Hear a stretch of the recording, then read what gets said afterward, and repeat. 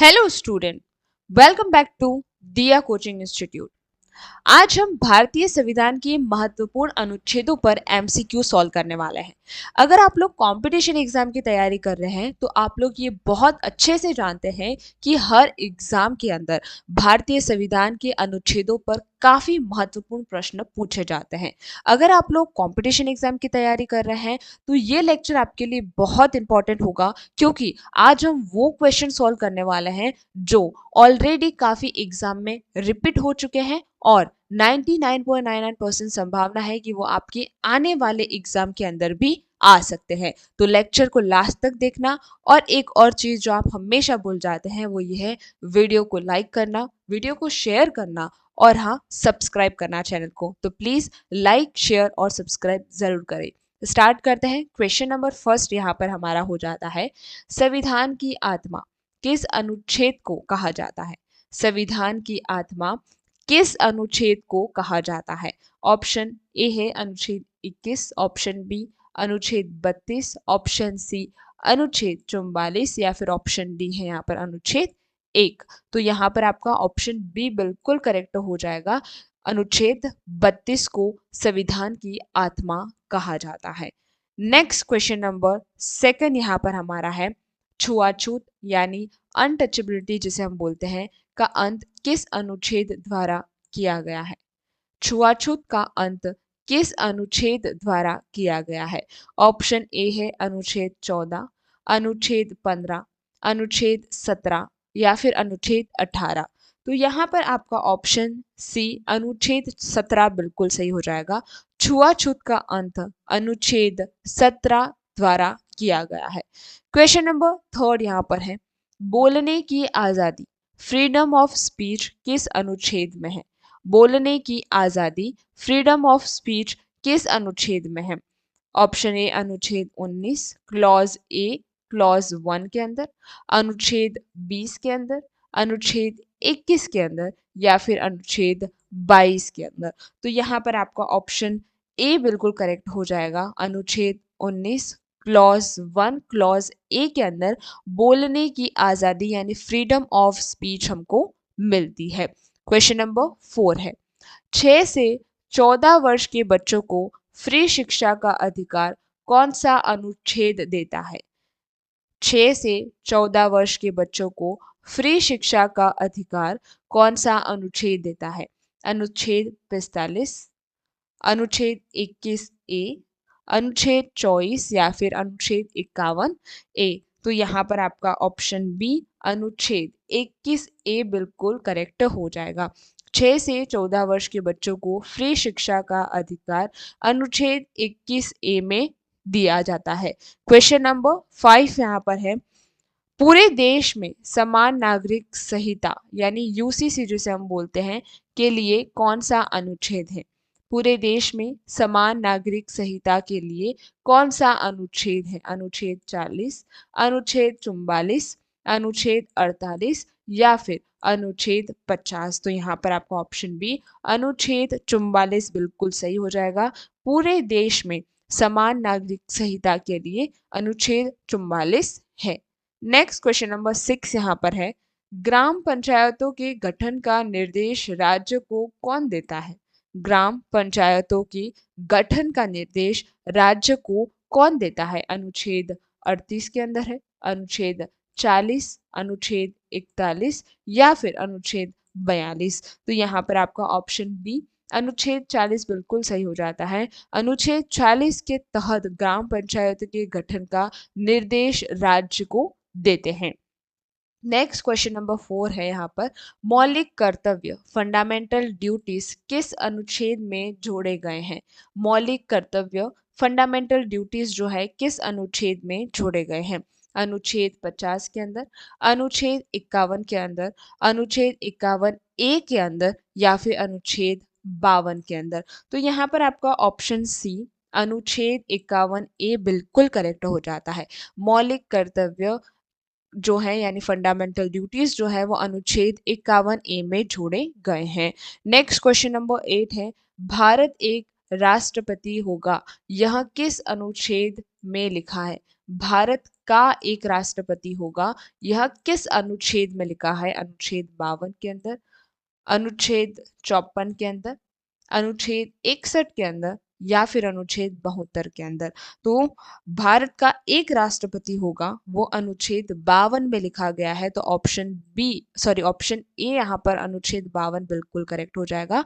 Article 52 के अंदर भारत का एक ही राष्ट्रपति होगा, ये लिखा गया है।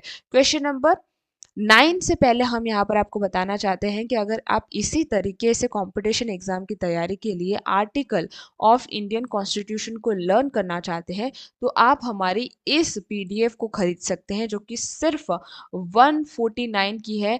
200 की जो प्राइस है उसके अंदर ऑफर दिया गया है कि आपको ये सिर्फ 149 के अंदर मिल जाएगी। अगर आप हमारे पहले 100 स्टूडेंट है, इसके बाद इसकी प्राइस वापस 200 हो जाएगी। आपको इसी तरीके से यहाँ पर क्वेश्चन मिल जाएंगे, साथ ही में यहाँ पर आपको ऑप्शन दिए रखे हैं, इसके बाद आंसर, और हर क्वेश्चन का यहाँ पर आपको डिटेल एक्सप्लेनेशन यानी हर अनुच्छेद को आपको यहाँ पर समझाया गया है। इस पीडीएफ के अंदर आपके 500 प्लस कॉन्सेप्ट इंडियन कॉन्स्टिट्यूशन और आर्टिकल्स के कवर किए गए हैं। अगर आप लोग इसको खरीदना चाहते हो तो आप इस व्हाट्सएप नंबर से इसको इजीली बाय कर सकते हैं। सिर्फ 149 फॉर द फर्स्ट 100 स्टूडेंट के लिए स्पेशल ऑफर आप लोगों के लिए। अगर आप लोग एसएससी, यूपीएससी, किसी भी कंपटीशन एग्जाम की तैयारी कर रहे हो, आप इस पीडीएफ को, इस ई बुक को ज़रूर खरीदें, जो कि आपके एग्जाम में आपको बहुत ज़्यादा हेल्पफुल करने वाली है। तो आप इसे खरीद सकते हैं। हम चलते हैं हमारे क्वेश्चन नंबर 9 के अंदर। राष्ट्रपति का महाभियोग यानी इम्पीचमेंट चलाने की प्रक्रिया क्या है या फिर किस में है ना? राष्ट्रपति पर महाभियोग चलाने की प्रक्रिया अनुच्छेद 60 में है, अनुच्छेद 61 में है, अनुच्छेद 123 के अंदर दे रखी है, या फिर अनुच्छेद 356 में दे रखी है। महाभियोग का मतलब होता है इम्पीचमेंट, यानी राष्ट्रपति को अगर उसके पद से हटाना हो तो वो किस में दे रखा है? इम्पीचमेंट प्रोसेस अनुच्छेद 61 के अंदर दे रखा है। ऑप्शन बी यहाँ पर करेक्ट हो जाता है। अगर राष्ट्रपति को महाभियोग यानी इम्पीचमेंट करना है तो वहां पर अनुच्छेद 61 के अंदर उसकी पूरी प्रक्रिया दे रखी है। क्वेश्चन नंबर 10 यहाँ पर है, राष्ट्रपति की क्षमादान यानी पार्डन की शक्ति किस अनुच्छेद में है? राष्ट्रपति के क्षमादान यानी पार्डन की शक्ति किस अनुच्छेद में है? अनुच्छेद 70 के अंदर, अनुच्छेद 72 के अंदर, अनुच्छेद 84 के अंदर, या फिर अनुच्छेद 76 यानी 46 के अंदर। तो यहाँ पर आपका ऑप्शन बी बिल्कुल करेक्ट हो जाएगा। अनुच्छेद 72 के अंदर, आर्टिकल 72 के अंदर राष्ट्रपति के क्षमादान यानी पार्डन की शक्ति दी गई है। क्वेश्चन नंबर 11 है कि भारत के महान्यायवादी यानी अटॉर्नी जनरल जो है की नियुक्ति कौन सा अनुच्छेद करता है? भारत के महान्यायवादी अटॉर्नी जनरल की नियुक्ति कौन सा अनुच्छेद करता है? आर्टिकल 76, आर्टिकल 148, आर्टिकल 165, या फिर आर्टिकल 280।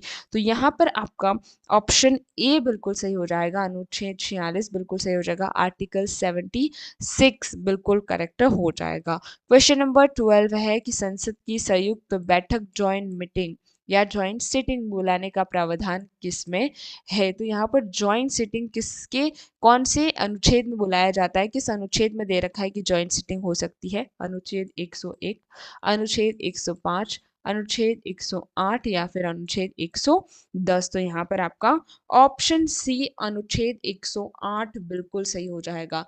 तो संसद की संयुक्त बैठक बुलाने का प्रावधान अनुच्छेद 108 में दिया गया है। नेक्स्ट क्वेश्चन नंबर 13 यहाँ पर है, धन विधेयक यानी मनी बिल की परिभाषा किस अनुच्छेद में दी गई है?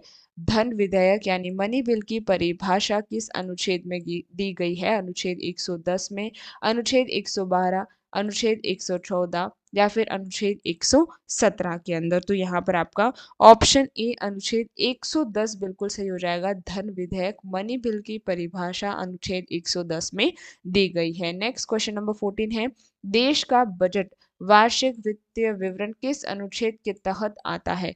देश का बजट किस अनुच्छेद के तहत आता है? अनुच्छेद 110, अनुच्छेद 112, अनुच्छेद 123, या फिर अनुच्छेद 266 के अंतर्गत। तो यहाँ पर आपका ऑप्शन बी जो है बिल्कुल सही हो जाएगा। अनुच्छेद 112 के तहत देश का बजट आता है। क्वेश्चन नंबर 15 है, राष्ट्रपति को अध्यादेश यानी ऑर्डिनेंस जारी करने की शक्ति कौन देता है? राष्ट्रपति को अध्यादेश जारी करने की शक्ति कौन देता है? अनुच्छेद 111, अनुच्छेद 123, अनुच्छेद 213 या फिर अनुच्छेद 143। तो यहाँ पर आपका ऑप्शन बी बिल्कुल करेक्ट हो जाएगा। अनुच्छेद 123 के तहत राष्ट्रपति अध्यादेश जारी कर सकते हैं। क्वेश्चन नंबर 16 है, सर्वोच्च न्यायालय यानी सुप्रीम कोर्ट का गठन किस अनुच्छेद में है? अनुच्छेद 124 के अंदर, अनुच्छेद 131 के अंदर, अनुच्छेद 143 के अंदर या फिर अनुच्छेद 214 के अंदर। तो यहाँ पर आपका ऑप्शन ए अनुच्छेद 124 बिल्कुल सही हो जाएगा। सर्वोच्च न्यायालय का गठन यानी सुप्रीम कोर्ट किस तरीके से बनेगी, किस तरीके से जज को अपॉइंट किया जाएगा, ये सारी ही चीजें अनुच्छेद 124 में लिखी गई हैं। नेक्स्ट क्वेश्चन नंबर 17 है कि राष्ट्रीय आपातकाल यानी नेशनल इमरजेंसी किस अनुच्छेद के तहत लगता है? राष्ट्रीय आपातकाल यानी नेशनल इमरजेंसी किस अनुच्छेद के तहत लगता है? अनुच्छेद 352, अनुच्छेद 356, अनुच्छेद 360 या फिर अनुच्छेद 368। तो यहाँ पर आपका ऑप्शन ए अनुच्छेद 352 यानी 352, आर्टिकल 352 यानी अनुच्छेद 352 के तहत पूरे राष्ट्र के अंदर नेशनल इमरजेंसी राष्ट्रीय आपातकाल लगती है। नेक्स्ट क्वेश्चन नंबर 18 है, राज्यों में राष्ट्रपति शासन किस अनुच्छेद के द्वारा लगाया जाता है?